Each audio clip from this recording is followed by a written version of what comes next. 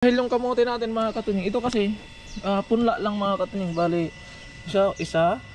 Ang kaya nga nakain. Malalaki na mga katunying. Oh, kalma ka lang. Wow, satisfying. Lagyan muna natin ito pa. Ito pinakamalaki. Ang pinakamalaking sibuyas. Parang singkamas oh. Pakinggan natin yung tunog. Walang tunog. Wow, satisfying man. Ganito kasarap sa pakiramdam na yung mga pinaghihirapan natin ay na-harvest na natin. Grabing sibuyas oh.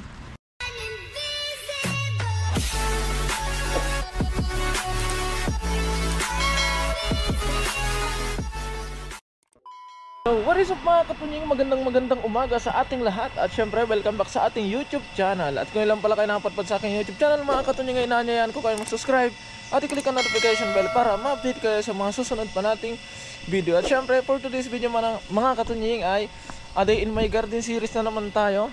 At syempre another day, another project mga katunying. At ngayon ang project natin ay excuse me po. At ngayon ang project natin mga katunying ay magbubungkal tayo ng lupa na pagtataniman natin ng kamote. Dahil yung kamote natin mga katunying, ito kasi punla lang mga katunying. Bali siya isa, dalawa, tatlo, ito lang, apat, lima. Lima sila mga katunying. And then meron pa dito. Ayun no. Ayun siya mga katunying. Malalaki na. At bali may dalawa pa doon mga katunying. At hindi siya maganda pag sa paso lang, kaya kailangan nating ilipat sa malawak. Dahil ang kamuting ito ay ube. Bali pang bagas yung gagawin natin mga katunying, hindi siya pang talbos. Kaya syempre nandito na naman yung ating kanin. Gagawin muna natin yung ating daily routine bago tayo gumawa ng iba nating bago natin gawin yung ating main target ngayong araw. Para pagka sumapit na yung oras ng ating pagpasok ay papasok na lang tayo mga katunying. At hindi na tayo kailangang magmadali mamaya na magpakain ng ating mga alaga. Syempre priority natin sila mga katunying. Dahil yung pagbubungkal natin ng lupa ay pwede namang ipagpaliban. Pero yung pagkain nila mga katunying ay hindi pwedeng ipagpaliban dahil magugutom sila. Kaya simulan na natin mga katunying. At ubos na ubos yung kanilang mga pagkain. At natutuwa ako dito sa aking sibuyas. Kasi mga katunying ang laki. Ang laking sibuyas oh. Parang singkamas. Ilan na lang yung natira. At dito pala tayo magtatanim ng kamote mga katunying. Dahil inoobserban ko tong bulaklak. Ayun oh. Akala ko kasi makakakuha ako ng binhi dito. Pero wala naman mga katunying dahil kapit matsuda. Walang laman mga katunying, bulaklak lang. Walang buto. Ayun oh. Nalalaglag na. Wala mga katunying, walang buto. Wala ba? Buto ba ito? Di ko kasi sure mga katunying, gawa ng malago tong bulaklak noon. Tapos ngayon ay wala na. Wala nang natira. Tingnan natin to. Tuyo. May nakuha akong tuyong bulaklak. Wala namang buto. Yun o. Wala naman. Hindi kasi ako expert sa sibuyas mga katunying. Kaya hindi ko alam kung paano makakakuha ng buto. Pero sa akin palagay dito kumukuha ng buto sa bulaklak na to. Kasi may mga parang bunga siya.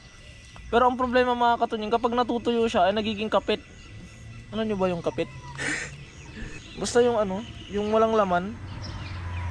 Kumbaga sa palay ikulyapis, sabi nila. Kaya naisip ko dahil ito lang din yung hinihintay kong matapos. Dahil dito natin itatanim yung ating kamote. Pero dahil sa matagal mga katunying at wala naman yata tayong hinihintay, ay tatanggalin na natin. Dahil kung gusto natin magtanim ng sibuyas ay mura lang naman ang punla ng sibuyas na ganito mga katunying.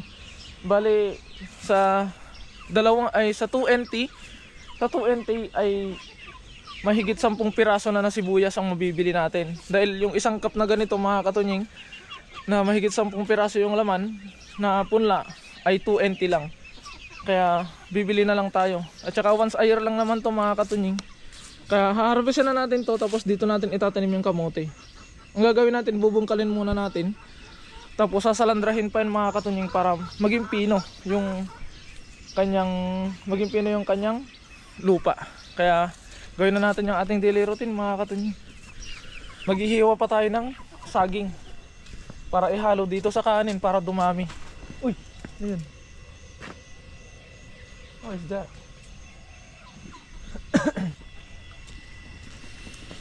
Dito tayo sa ating chopping area. Ayun mga katunying. Dito tayo sa ating chopping area. Lagyan lang natin yung kanin dito. Kanin na may mais, na may dahon. Natin yung mga plastic dyan para hindi kalat-kalat. Tapos maghihiwa tayo ng ating pangmalakasang pangdagdag.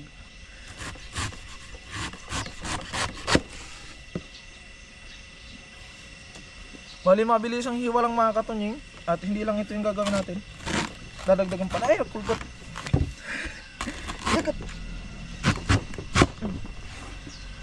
Kapag nakapunta tayo sa day market ay bibili tayo ng malaking pang chop-chop. Dahil ito ay malit lang mga katunying. Matagal.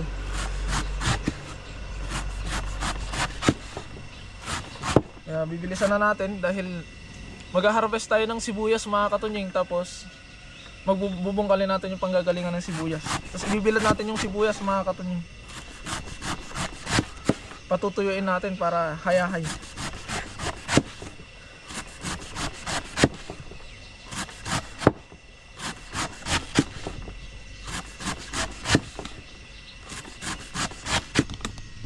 At ayun mga katunying, tapos na natin. Napuno.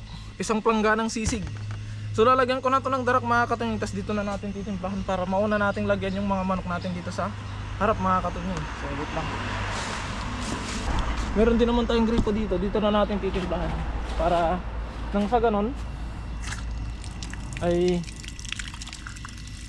pagpasok natin doon sa loob ay meron ng basta natin konti. Halo-haluin natin.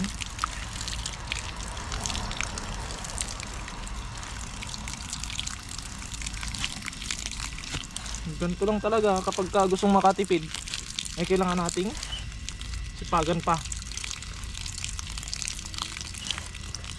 Dahil kung feeds to mga katunying ay lalagay na lang natin kasi hindi kasi siya feeds. Kailangan natin ng extra effort. Oops, yun na. Baka sobra sa tubig naman. Haluin lang natin mga katunying. Isang planggana. Bali, isang planggana na malaki mga katunying dahil marami na sila. Hindi na sila tulad ng dati na konting pagkain lang. Ngayon, marami na sila mga katunying. Dati maliit na planggana lang. Ngayon, hindi na pwede yung maliit. Yung maliit para sa loob na lang. Kulang pa. Haluin lang natin para yung kanin sa loob tsaka yung saging sa ibabaw at darak maghalo. Bakit natapon? Sayang. Ilang tukaan na sana yan. Ano yung nagawa natin mga katunying at ihahatid na natin doon sa loob. Oh. Waiter tayo ngayon mga katunying. Ito na yung ating ito na yung ating pagkain. Ito na yung kanilang pagkain. Siyempre, unang deliver. Dito muna. Mga dito. Oh, di ba? Excited.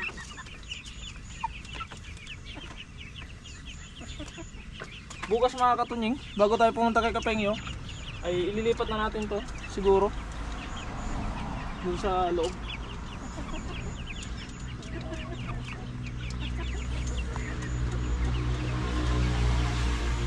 Punuin natin dahil okay. Nanunok-nok ka eh. So punta na tayo dun sa loob mga katunying. Ibibigay na natin to. Yup! Ah! Bigat!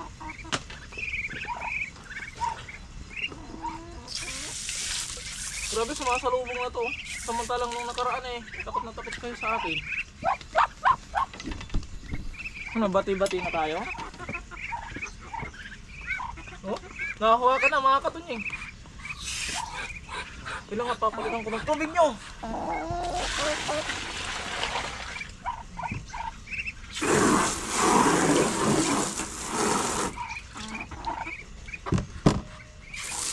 Tabi ka muna dyan. Tabi ka muna. Alis. At lilinisan ko ng kainan nyo. Kainan nyo.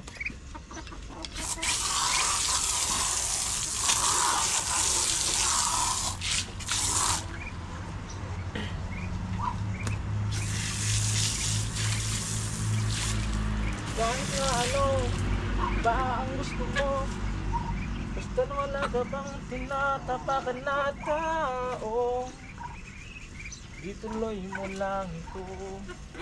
Ay ko! Daliri ko yan, George! Ito! Kabila! Diyan! Oh, mga anan! Gab!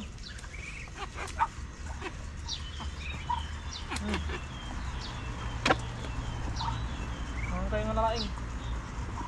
Malalaki na mga katuning. Oh, kalma ka lang. Hindi ko kakainin yung anak mo. Sarap.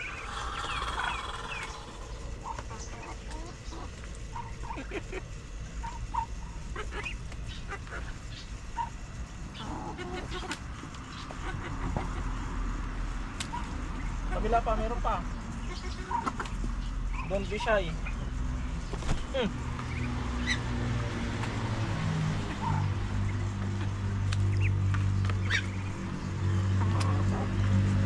Ah, walang tubig, sorry.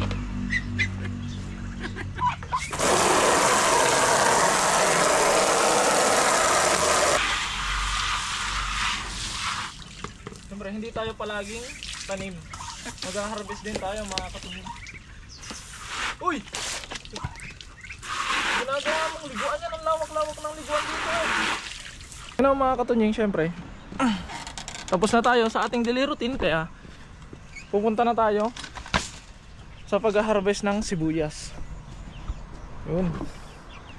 Kaya start na natin para mabungkal natin mga katunying. At ayun na nga mga katunying. So sisimulan na natin ang pag-harvest. Siyempre unahin natin to. Wow, satisfying.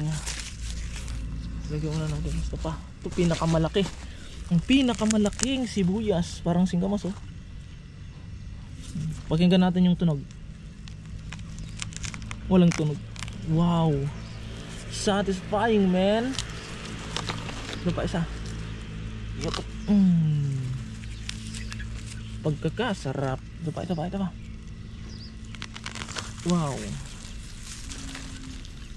Konti lang natira. Harvest na natin lahat dahil tataniman na natin ng kamote. Kailangan natin yung lupa. Yan. Saka, dahan-dahan.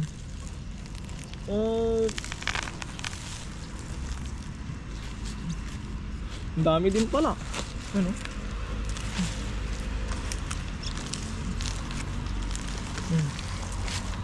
Grabe. Siyempre hindi lang tayo puro tanim mga katunying. Mag-harvest din tayo. Yun oh. Diba? May tatlo pa.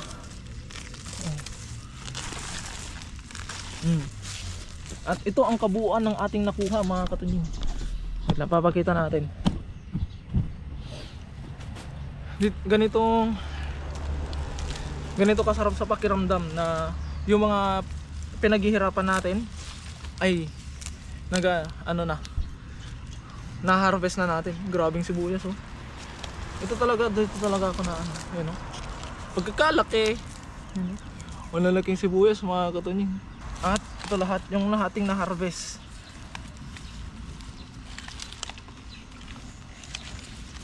Bali isasabit natin to doon sa may harap ng warehouse natin mga katunying, para matuyo siya. So itatali ko muna ng ganito. Para kasi kapag ganitong basa mga katunying ay hindi siya magtatagal. Kapag nilagay agad natin dun sa loob ng bahay ay baka masira.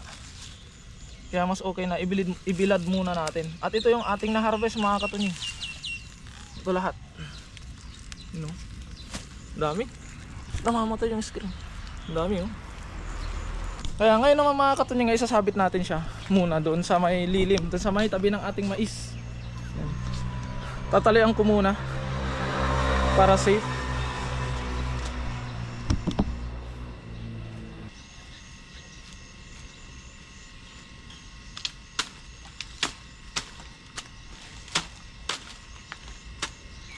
So bali ito na siya mga katunying. Yan. Ito na yung ating na-harvest na sibuyas. Isasabit na natin doon sa harapan ng ating mini warehouse para matuyo. Kasama ng ating mga mais. Saka natin bubungkalin yung lupa dahil oras na naman ang ating pasok. Kaya kapag pumunta dito si Kapeng yung mga katunying ay bibigyan natin siya. At kung gusto niyang kumuha, kukuha na lang siya. Yun o. Dahil pag hindi na busy si Kapeng nyo ay dadalaw yun dito mga katunying. Siyempre ngayon naman dahil oras na ng ating pagpasok ay bungkalin natin saglit mga katunying yung lupa para sumingaw. At bukas ay sasalandrahin natin. Para bukas mga katunying ay sasalandrahin na lang natin ito bukas. Dahil dito natin itatanim yung kamote. Dahil kapag sinalandra, buhaghag yung kanyang... Kapag sinalandra natin, buhaghag yung lupa. At maganda sa kamote na pabagas mga katunying.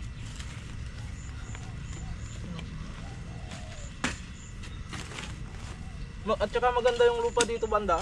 Gawa ng itong lupa dito mga katunying ay pinagmulan ng saging. Bali sagingan to noon. Tinanggal lang namin. Yan ang ganda ng lupa. Baghag. Ayun mga katunying, tapos na. So maagang papawis. At ito na mga katunying. So pag nagkaroon tayo ng time ay sasalandarin na natin ito, tapos ililipat na natin yung kamote mga katunying para pagkatapos ng ilang buwan ay pwede na nating harvestin ulit. At habang nag-aantay tayo sa kamatis mga katunying, pag ano na natin yung kamatis pwede nang ilipat ay pwede, lipatan na natin to para hindi na masayang yung panahon. Kaya yun mga katunying, bali sumapit na naman ang oras ng ating pagpasok. Hinihingal ako. Kaya hanggang dito na lamang muna ang update dito sa ating munting garden mga katunying, at isa na namang target ang ating natapos. Kaya maraming salamat sa walang sawa nyo pong suporta sa akin at sa aking mga nakakasama. Mag-ingat po palagi and God bless po. Bye bye.